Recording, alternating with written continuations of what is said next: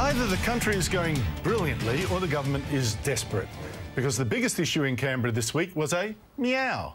That meow from Liberal Senator David Bushby was aimed at Finance Minister Penny Wong. If I can finish now.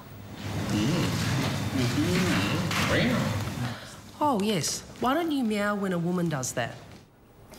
Human Services Minister Tanya Plibersek made a real meal of it in Parliament, and it was on. Whenever there is conflict, we have the Leader of the Opposition and his senior ministers and reverting to this sort of sexist language. To discuss the art of the political insult are two former federal MPs, Liberal Ross Cameron and Labor's Belinda Neal. Belinda, how did one little meow become such a big fuss? Look, I think the trouble is that people often lose focus and don't realise that this is going to be something that potentially the whole community sees. I'm sure that the person who made that little noise is deeply regretful now. But of course, there is this tendency in the media to focus on the minutiae. The big issues get ignored and minor things like this. Belinda, but wait a minute, Ross, become focused. is this the media's fault, or I think that the government deliberately seized on it to do the distraction themselves? Well, true? Look, I think that the government is under pressure. We've just had another poll last night, which has the Morgan poll, has got the coalition further ahead than they have basically ever been. They're at over 50% two-party preferred. Since 1975. Since 1975. So that's, the opposition, as Tony Abbott's opened up a big lead, and the strategic decision within Labor is to hit Tony, to make it personal. And this is about trying to fit Tony up as having some sort of a problem with women. And that was a very strategic decision which Labor took. Tanya Plibersek is the sort of charming, the sort of steel fist in the velvet glove. And she went out to try and deliver that message, but she didn't quite connect with the blow. No, and I think it backfired, Belinda. I really do, because I think particularly it's obviously a tactical error. And not because of any of the ins and outs of who was right and who was wrong and what it means and whether it's sexist and what Tony's view is. But the strategic issue is that the government ultimately is seen as responsible for what happens in Parliament and in the government. If things are going smoothly, nothing much is happening, people think it's business as usual, the government's in control.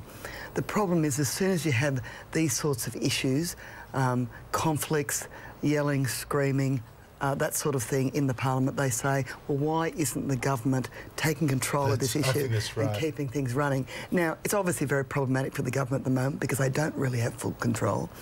But I also think, Belinda, it actually backfired, apart from what you've just said, which is right, it backfired on Julia Gillard personally, because Sydney Radio in particular ran very hard on the fact that Julia Gillard might have been a hypocrite, having called Christopher Pyne something I thought was even worse, the mincing poodle. Let's have a look at the grab.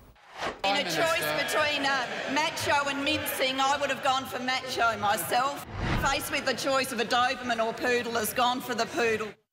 Now, it looked rather hypocritical then for this government to then start complaining about meow when they had that. Look, obviously there's a lot of things said in Parliament that on close examination don't really hold up very well. The context of it, the banter of it is lost. And obviously, I mean, you can see that in that particular parliamentary setting, both sides of Parliament were laughing. I know, but that's the thing, it's how you react, isn't it? And you know, Ross, I thought that Bob Hawke only made it worse, the hypocrisy, by coming on, being dragged on by Julia Gillard to help sell the carbon dioxide tax, and then launching into an attack on Tony Abbott. I mean, talk about lots of barnyard references. We've got the meow, we've got the mincing poodle, and now we've got the cut snake. But as I said during the campaign, he's as mad as a cut snake. A cut snake, wiping your nostrils with your hands, not also a good look. Ross, was it a mistake to actually bring on Bob Hawke for this? Not only the cut snake reference, but standing alongside Julia Gillard, I think he reminded us of what a real Prime Minister looked like. Well, Bob Hawke is fast becoming for Julia Gillard the, in case of emergency, break glass and pull out Bob Hawke. you know, there is a bit of an emergency going on. There's rising anxiety in amongst the marginals on the Labor side of politics, and that's understandable because the numbers have been trending very consistently in one way. And the argument has been that there is Tony Abbott. You know, the strategy has been to make Tony Abbott somehow personally unelectable, unfit to be Prime Minister, and there's this very concerted campaign. And Andrew, we're going to see more of it. I mean, that's what the next 6 months will be about. Will be Labor working incredibly hard to try and attack Tony personally. And so that's why the panic really went out when the last news poll came out showing that Tony's personal favourability ratings had risen quite considerably.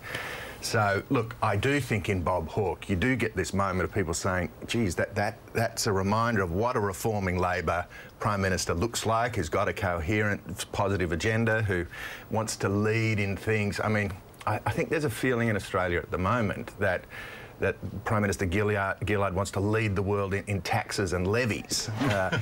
But is that how you felt, Belinda? Did your heart go pitter-patter to see Bob Hawke there again? Look, I love seeing Bob. He's one of those people who's very happy to contribute at any opportunity. I think probably in the last few years I would have seen him personally a dozen times and probably more in the media. He's someone who's very good at encapsulating a view or a feeling in a few words. But dragging him on. Belinda, I used to work for the Hawke government too, and I admired him as a reformer. I didn't work for the Hawke government. Well, I did. And I did admire him as a reformer, but seeing him there side by side with Julia Gillard, I don't know that the putting them together did her many favours. Oh, look, he is an elder statesman. I think people recognise his contribution. I don't think he's expecting to be a player himself, actually getting back into Parliament, but I think he's got views that people respect. I don't think it does her any harm at all to have someone express their views of support for her, which he obviously has. I mean, the term cut snake, really, that's something you use colloquial, man as the cut snake. I mean, I don't think anyone said that's a particularly dramatic statement. Look, the day after Labor was making such a big fuss about a meow, I thought it didn't look too good. But the point is, Julia Gillard had Bob Hawke come on to help sell the carbon dioxide tax, and this is in a week where a whole lot of celebrities, just trying to get all these celebrity endorsements. Does it work? Well, I think the celebrity endorsement is extending, I assume, to Carbon Kate, as they described in the Sydney papers today. Carbon Kate, yes. But the fact is, of course, that whoever Cate Blanchett is, that she has her own views. Obviously, she holds them quite strongly. And she, on her own behalf, voluntarily got involved in a campaign from GetUp. I think this idea of sort of saying that the Prime Minister is responsible for every campaign that anyone runs in Australia is really a very long bow. Kate's entitled to express her views. I don't know that it helped. I don't know her personally. My point is, I don't think it helped, Ross. Well, I totally agree. You know, Kate's entitled to a view. I asked my barber on the way down yesterday, who is a Scottish lass at Maroubra with a sort of a Celtic tattoo around. I said, "What do you think of the carbon tax?" And she said, "Oh, I saw Cate Blanchett telling me just say yes." She said, "Ross, I didn't realise I had a choice." But it's true, isn't it, Ross? They're asking us to say yes. What to what? That's right. We said no at the last election. Yeah. No, they're not going to listen to our objections anyway. Are they, Belinda? I mean, whether it's yes or no, we'll get the tax. Look, I think there's obviously a statement from the Prime Minister that there will be a carbon tax, but it's obviously being negotiated, the actual terms of it right now, in a bipartisan party committee. Obviously, not bipartisan. Well, it doesn't include a coalition because they voluntarily declined to participate. Yes, but they had the option. We'll listen to every view as long as they agree with us. Not to bring in a tax. That's why we're not participating. Exactly. We went to an election saying we're not going to have a carbon tax. So that's why. Look, I agree. But the fact is that the community does have a capacity to have a view. Cate Blanchett and a number of others obviously decided, the actual terms of it. No, look, we don't have a view. We voted no, and we're getting it anyway. But Belinda Neal, Ross Cameron, thank you very much for joining me. Thanks, Andrew. Terrific. Now, coming up, Embrace the Cane Toad. A new film tells us to show compassion for this persecuted immigrant. A real Australia.